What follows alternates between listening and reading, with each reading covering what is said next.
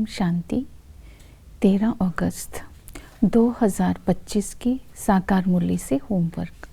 आज की मुरली से फ्लो चार्ट को सामने देखते हुए किसी भी एक पॉइंट का मनन चिंतन कर उसे अपने प्रैक्टिकल जीवन में अप्लाई करने का लक्ष्य रखेंगे। देखेंगे इस फ्लो चार्ट के पॉइंट्स अगर मुझे सारा दिन याद रहते हैं, इससे मुझे क्या फ़ायदा होता है। जैसे कि आज की मुरली से हम लक्ष्य लेते हैं, डबल ताजधारी बनने के लिए मुझे कर्मातीत बनना है, अर्थात संपूर्ण पवित्र बनना है। इसके लिए आज हम स्वमान लेते हैं, मैं लवलीन आत्मा हूँ। अंतर्मुखी होकर एक बाप की याद से मैं आत्मा लवली बनती जा रही हूँ। इस लवलीन स्थिति के द्वारा, अपने हर कर्म के द्वारा, वाणी के द्वारा संबंध संपर्क में आने वाली आत्माओं को व अन्य आत्माओं को सहज ही आप समान और बाप समान बनाती जा रही हूँ। तो अपनी लवलीन स्थिति के द्वारा, अपनी कर्म इंद्रियों के द्वारा आज सेवा में बिजी रहना है। लवली का अर्थ है बाबा के गुण और शक्तियों को अपना संस्कार बना लेना। तो प्रैक्टिकल में आज हम होमवर्क लेंगे, देह अभिमान को छोड़ने का पुरुषार्थ क्या है। देह अभिमान छूट जाए तो इससे फ़ायदा क्या होगा, इसका चिंतन करके लिखेंगे। क्योंकि देह अभिमान का आने का कारण क्या होता है, संशय। जब संशय बुद्धि हो जाते हैं तो हम परचिंतन करते हैं, निराशा आ जाती है, फिर हम आलस और अलवेलेपन में आकर बाबा के नियम मर्यादाओं को तोड़ देते हैं और बाबा को फारकती दे देते हैं। तो इसलिए इससे मुक्त होने का आज पुरुषार्थ करेंगे और फ़ायदे का चिंतन करेंगे। तो आज की मुरली से हम पुरुषार्थ करते हैं सच्चा ब्राह्मण या सतो प्रधान बनने का। सतो प्रधान बनने के लिए एक ही पॉइंट पर आज मनन चिंतन करेंगे, मैं संपूर्ण निर्विकारी आत्मा हूँ। संपूर्ण निर्विकारी बनने के लिए आज बाबा ने अटेंशन दिलवाया, अपनी तकदीर को ऊंच बनाने के लिए पवित्र ज़रूर बनना है। पवित्रता के कारण ही आज तक सन्यासियों का भी इतना मान है। तो पवित्र बनने की बाबा ने डायरेक्शन दी है। सबसे देह अभिमान के कारण कौन सा विकार आता है, काम विकार। काम महाशत्रु है, इस पर विजय प्राप्त करनी है। अगर बाबा के बच्चे पवित्र बनने के बाद मुंह काला करते हैं, बाबा ने कहा माया से हार खाते हैं, तो जन्म जन्मांतर के लिए पद भ्रष्ट हो जाता है। अगर वो सतयुग में भी स्वर्ग में भी जाते हैं तो बहुत ही कनिष्ठ पद के अधिकारी बनते हैं, ऊंच पद नहीं पा सकते क्योंकि चकनाचूर हो जाते हैं, बुद्धि में ज्ञान की धारणा नहीं होती है। तो निर्विकारी बनने के लिए स्मृति रहे, मैं सच्चा ब्राह्मण हूँ। इस समय हम ब्राह्मण धनी के बनते हैं क्योंकि शिव बाबा ब्रह्मा के द्वारा हम बच्चों को एडॉप्ट करते हैं। तो हम इस नशे में रहेंगे, हम ब्रह्मा की संतान है, हमारा कुल सबसे ऊंच है, हमारा धर्म सबसे श्रेष्ठ है, हम ब्राह्मण सो देवता बनते हैं। हम ब्राह्मणों को शिव बाबा ब्रह्मा के द्वारा अपनी गोद में लेते हैं, अर्थात हम शिव बाबा ब्रह्मा के द्वारा हमें हर संबंध से पालना करते हैं। तो पवित्रता के संस्कार स्वतः ही इमर्ज होते हैं क्योंकि वंश और कुल हमारी धारणाओं पर अपने आप ही धारणा हो जाती है अगर इनकी स्मृति रहेगी। और संपूर्ण निर्विकारी बनने के लिए साक्षी होकर इस ड्रामा के हर सीन को देखते रहना है। तो आज साक्षी स्थिति का अभ्यास करना है। संपूर्ण निर्विकारी बनने के लिए माया जीत बनना है। तो बाबा ने आज अटेंशन दिलवाया, माया में जब उलझ जाते हैं तो दुख की फीलिंग आती है। दुख की फीलिंग आना भी कर्म भोग है।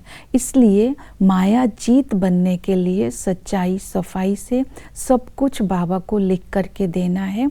जो भी भूल होती है क्षमा लेनी है, तो माया जीत बन जाते हैं। संपूर्ण निर्विकारी बनना है तो देह अभिमान को छोड़ना है, देही अभिमानी बनने का अभ्यास करना है, क्योंकि देह अभिमान के कारण ही आत्मा से विकर्म होते हैं। जब इसके लिए हमें अभ्यास करना है, मैं आत्मा वास्तव में विदेही हूँ। जैसे बाप को देह नहीं है, मुझ आत्मा को भी देह नहीं है। मैं आत्मा केवल इस शरीर में पाठ बजाने के लिए आई हूँ। मैं अकाल मूर्त हूँ। जब हम सोल कॉन्शियस में सारा दिन रहेंगे तो सोल के ओरिजिनल संस्कार स्वतः ही इमर्ज हो जाएंगे और विकर्म नहीं होगा, देह भान और अभिमान नहीं आएगा। संपूर्ण निर्विकारी बनने के लिए सदा ही हर्षित रहना है। सदा हर्षित तब रहेंगे, पर संचित तब रहेंगे अगर संतुष्टता के गुण को धारणा में लाएंगे। संतुष्टता तब आएगी अगर ड्रामा और बाप की याद सदा रहेगी। हर्षित रहने के लिए बड़ों की दुआएं भी ज़रूरी है। जब भी हम कोई सेवा करते हैं तो सेवा करते समय निमित्त भाव होना चाहिए बाप दादा की और बड़ों की दुआएं अगर सेवा करते समय हम लेते हैं तो आंतरिक खुशी का अनुभव स्वतः ही होता है। तो संपूर्ण निर्विकारी आत्मा सदा ही खुश रहती है। दूसरी विधि बताई है कि सतो प्रधान बनना है तो याद में रहना है। बाबा ने कहा माम एकम याद करो, याद में मस्त रहो। मस्त तब रहेंगे अगर साक्षी का अभ्यास होगा। साक्षी होकर इस खेल को देखते रहेंगे। जितना याद करेंगे योग बल से कर्म भोग को भी चुकतू कर सकते हैं। याद करने की विधि है याद की यात्रा। याद की यात्रा में रहना है। यात्रा में ऊपर नीचे जरूर होती है। याद कभी हल्की होगी, कभी बहुत पावरफुल होगी, लेकिन यात्रा करते समय अल्फ और बे की स्मृति में रहना है। तो आत्मा इस शरीर रूपी गाड़ी में बैठकर यात्रा कर रही है और स्मृति रहे बाबा की और बादशाही की, तो यात्रा सुखद रहेगी, विकर्म नहीं होंगे। तो दूसरी विधि बताई याद की संबंध। बाबा से हर संबंध का सुख लेना है, क्योंकि इस संगम पर हम धनी के बने हैं। पिता के संबंध से रियल सुख आत्मा को संगम पर ही मिलता है, क्योंकि पिता की गोद मिलती है। ऊंच से ऊंच बाप हमें डबल ताजधारी बनने का वर्षा देते हैं, लेकिन संशय बुद्धि होकर के बाप को फारकती नहीं देना है। वही टीचर बन करके हमें पढ़ाई पढ़ाते हैं। हमारा टीचर नॉलेजफुल है, हमें भी नॉलेज देते हैं। इस सृष्टि के आदि मध्य अंत का ज्ञान समझाते हैं। इस पढ़ाई को पढ़ने से ही हम ऊंच पद प्राप्त करते हैं, लेकिन इस पढ़ाई की धारणा उसे होती है जिसकी बुद्धि महीन होती है। महीन बुद्धि, स्वच्छ बुद्धि, और जब होगी तब हम धारणा करके ऊंच पद प्राप्त कर सकते हैं। सतगुरु हमें मुक्ति, जीवन मुक्ति देते हैं, और जब सतगुरु हमें पालना देते हैं तो हमारे ऊपर बृहस्पति की दशा बिठा देते हैं। तो इस तरह पालना से होने वाली प्राप्तियों को सदा इमर्ज रखना है। फिर चक्र को बुद्धि में रखेंगे तो बाबा ने कहा तो विकारों के चक्र से मुक्त हो जाएंगे। आदि में हम सूर्यवंशी से थे, डबल ताजधारी थे, सुख ही सुख था, एक भी पतित नहीं था। वहाँ लक्ष्मी नारायण की डायनेस्टी थी। जब हम मध्यम में आते हैं तो स्टार्टिंग में सिंगल ताजधारी होते हैं, धीरे धीरे प्रजा का प्रजा पर राज्य हो जाता है, पतित हो जाते हैं, तमो प्रधान हो जाते हैं, दुखी हो जाते हैं, और अंत में बाबा आकर के रावण राज्य से हमें किनारा करके सतयुग के लायक बनाते हैं, मनुष्य से देवता बनाते हैं।